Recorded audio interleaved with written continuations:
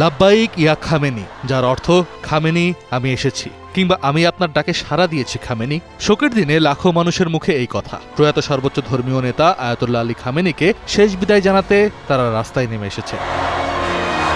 গত ফেব্রুয়ারিতে যুক্তরাষ্ট্র ও ইসরায়েলের এক যৌথ হামলায় তিনি নিহত হন। এই মৃত্যুতে সাধারণ ইরানিদের মনে যেমন গভীর শোক ও শূন্যতা তৈরি করেছে, তেমনি তাদের মাঝে শত্রুদের প্রতি তীব্র ক্ষোভও দেখা গিয়েছে। যে কোনো যুদ্ধের সবচেয়ে বড় প্রভাব পড়ে সাধারণ মানুষের ওপর। তেহরানে ইমাম হোসেন স্কয়ার এবং ইমাম খোমেনি মোসাল্লাতে জড়ো হওয়া সাধারণ মানুষের চোখে মুখে সেই শোকের ছায়া স্পষ্টভাবে ফুটে উঠেছে। অনেকেই তাদের নেতার ছবি ও ব্যানার বুকে জড়িয়ে কাঁদছে। মাসিদ নামের এক শোকাহত নারী তার অনুভূতি প্রকাশ করতে গিয়ে বলেন, জনাব খামেনি যখন আমাদের মাঝে ছিলেন, তিনি আমাদের দেশ ও জাতির জন্য একটি সুরক্ষার ছাতার মতো ছিলেন। দুর্ভাগ্যবশত সেই সুরক্ষা এত বেশি ছিল যে আমরা তার মূল্য বুঝিনি। কিন্তু যেদিন থেকে আমরা তাকে হারিয়েছি, আমরা গভীরভাবে তার শূন্যতা অনুভব করছি। রসুল নামের আরেকজন সাধারণ নাগরিক তার মানসিক বেদনার কথা তুলে ধরেন।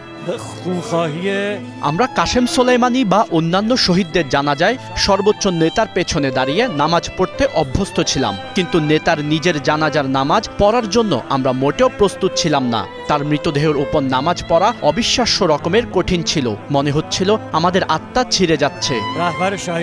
সাধারণ মানুষের এই কথাগুলো প্রমাণ করে যে দীর্ঘ ৩৭ বছর ধরে ক্ষমতায় থাকা এই নেতা তাদের জীবনে কতটা গভীরভাবে মিশেছিল।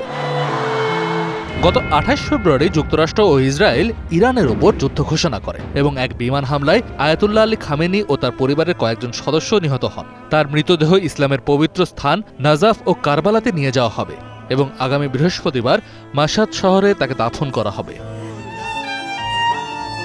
শোকের পাশাপাশি তেহরানের রাস্তায় সাধারণ মানুষের মাঝে তীব্র ক্ষোভের বিস্ফোরণ ঘটেছে। মানুষ রাস্তায় নেমে যুক্তরাষ্ট্র ও যুক্তরাজ্যের পতাকা পুড়িয়েছে। ডোনাল্ড ট্রাম্প, জেডি ভ্যান্স এবং ইসরায়েলের প্রধানমন্ত্রী বেনিয়ামিন নেতানিয়াহুর ছবি সম্বলিত ব্যানার নিয়ে তারা বিক্ষোভ করেছে, যেখানে লেখা ছিল রক্তপাত হবে। নেতার মৃত্যুতে তেহরানের সাধারণ মানুষের এই স্বতঃস্ফূর্ত কান্না ও হাহাকার একটি জাতির মানসিক আঘাতের গভীরতাকে তুলে ধরে।